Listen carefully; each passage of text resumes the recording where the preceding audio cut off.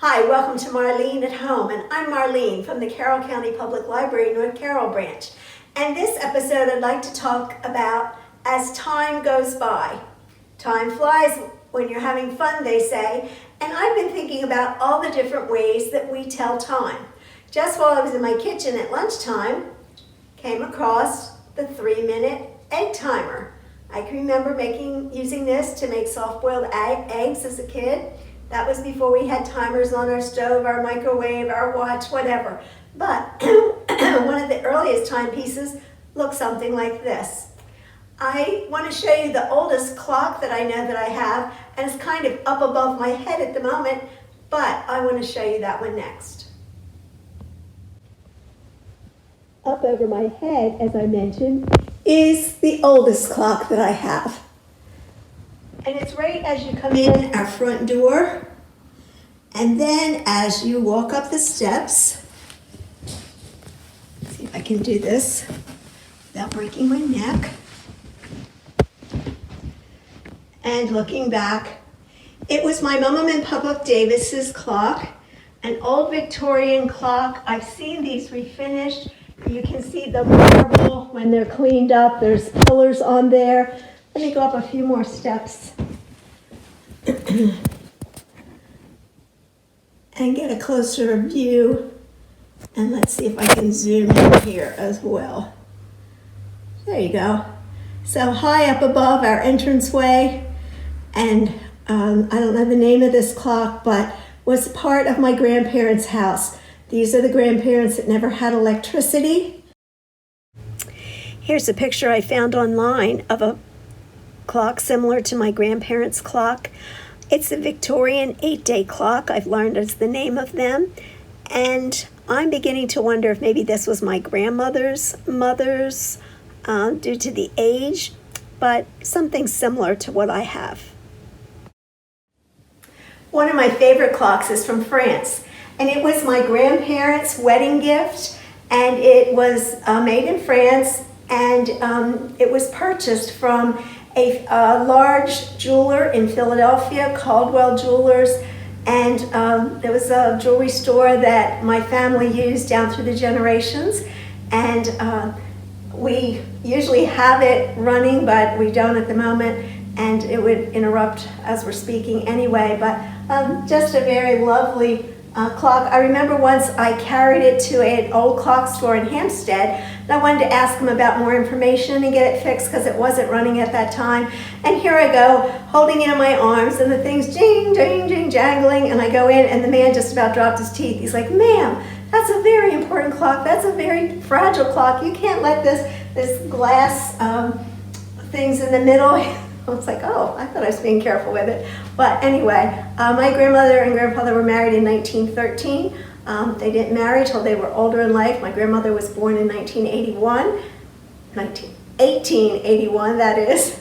And anyway, so this clock would have been a gift to them in 1913 at their wedding. Another clock with chimes in our living room, and I love both of these that play the chimes and dong at the hour and the quarter hour, half hour, every 15 minutes. This is we call them Aunt and Uncle, Aunt Frida and Uncle Clay. They've never had any children, and when they broke up housekeeping, this was one of the things they gave to me. It's been on our mantle or tables or living room, family room in different houses, and just love this. And my grandkids always loved hearing the chimes on both of these clocks, and especially when they were both going off about the same time. This is a Seth Thomas clock, and it just reminds me of my mother's clock. My mother had a similar mantle clock that my sister has, but it just reminds me of home. It reminds me of Aunt Frida and Uncle Clay, and I've enjoyed this clock over the years of our marriage. Thinking about other clocks, do you remember the old black and white school clocks? They're all still kind of there. But I especially remember one from 7th grade. It wasn't even in my classroom, but you know, sometimes classes get together for something. It was 7th grade, Mrs. Ragoso's class, and I've never forgotten. By her black and white school clock high up on the wall, she had a sign. "Time will pass. Will you?" I was always like, yikes. Another clock I remember from my childhood is seemed like my aunt and uncle, my Aunt Anna and Uncle Herb, all of their clocks were the wind-up kind of clocks. Ben, what it was called, Big Ben. And the one by the bed was always like this size. And we wind it up for the night, and then you get in bed. It was the loudest tick-tock. I think louder than grandfather clocks. It was like all night long I would hear that, and it was really funny. Here's a sample of my school clock. Time passes, will you? Here's a Big Ben wind-up West clock, alarm clock, like my aunt and uncle had. I also think something glowed in the dark green. I don't know if it was the numerals or the background. Who knows what that was? Some other special clocks that I remember, my mom had a grandfather's clock in my parents' house after my sister and I were married. A friend of my parents made it, so it was not any, historic museum piece or anything like that, but it was just special because Jim Hughes made it for my parents, and now my oldest daughter has it at her house, and so that's kind of fun. I was looking for pictures. Maybe I'll still find one yet.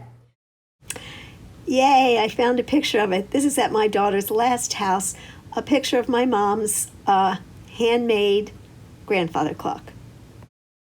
A very special clock was in Paul's family. Paul's dad, when he was in 7th grade in shop, made a grandfather's clock, and it was in Paul's mom and dad's home all of their married life. An old grandfather clock. Several of the children, Paul's brothers and sisters, said it was nice because during the night you could just listen to how many times the bell struck on the hour, and you would know what time it was without having to get up and find out, look at a clock. And so it was a very old, beautiful, full of sentiment for all of us, thinking of Dad's clock, and Paul's oldest brother Charles and his family have it, and so that's very special that Dad's namesake has it. And I've looked through lots of pictures so far, all of the pictures. I haven't been able to find that one, but if I do, before I finish sending this in, I will add it to this. Here is Dad Wenzel's clock that he made in 7th grade shop, and a special thanks to Paul's oldest brother for this picture. But I do have to make a correction. My husband informed me that this clock wasn't always in Mom and Dad's home. Paul says he remembers when he was 6 years old, his family drove to northern New Jersey to visit his grandmother. And they drove all the way home to South Carolina with the grandfather's clock on the roof of the car. Here is the clock that sat on Paul's parents' mantle for years. It was a wedding gift to them in 1942. It's a Seth Thomas clock, and it over the years needed cleaned and repaired, and a pastor's friend repaired it for them, and then Mom refinished the case. But it sat on their mantle for many years. Paul's second oldest brother has this clock. Another of my favorite memories, and you may have seen this kind of clock. I wish I had a picture of this one too. My mom and Papa Paris always had a clock on their mantle that was like, it was a ship, and the clock was about this size in the middle of the ship, but it was like a 3D ship, and there was all the rigging going up, and it was probably this big and maybe this high, and just a very fun clock to watch. And I know somebody in the family probably has it, I just don't know who, and I'm still looking for a picture of that too. Here's a picture of the ship clock that was similar to my Mama and Papa Paris's mantle clock. Another thing that's changed a lot about telling time is the kind of watches that we wear. Maybe your first watch was a toy watch. I have my grandson's here. Go and show your watch. Here's a Paw Patrol. Show them some of the things it does. So this you can change. So this is a Paw Patrol watch. So I click 8 a.m. Then I can change the Paw Patrols. So it's got pictures, it's got lights, it talks to you. Josiah, show me yours. What kind of watch do you have? It's upside down. It's what? It's upside down. Oh, it's upside down. That's okay. The camera can see it better. Why not just take it off and then change? Okay, so what kind? No, just tell us what kind of watch is it? Add cheese. It's Chase from Paw Patrol. What character is yours, just Cohen? Marshall. Marshall. Okay. So maybe you had a childhood watch. Maybe it was a Mickey Mouse watch. I can remember my first one was a no-name one, but it had a pink leather band. I thought that was pretty exciting. The watch I'm wearing on this arm, this is my Fitbit watch, and I've had this for the last couple of years. But I just put it on for this program because for my birthday recently, my daughter gave me a new watch, an Apple Watch, one of the newest ones, and so I'm really excited about that. But who knew that our watch would tell us our heart rate?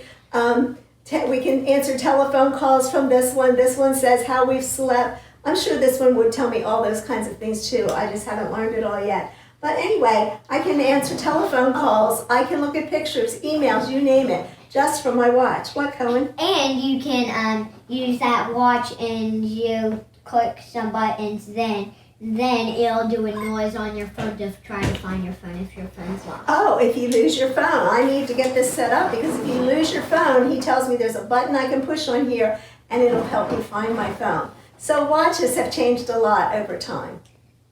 I just want to thank you for joining me at Marlene at Home today and thinking about as time goes by. Maybe this has helped bring back some clock or watch or timepiece memories to you. And if so, let me know. I would love to hear your story.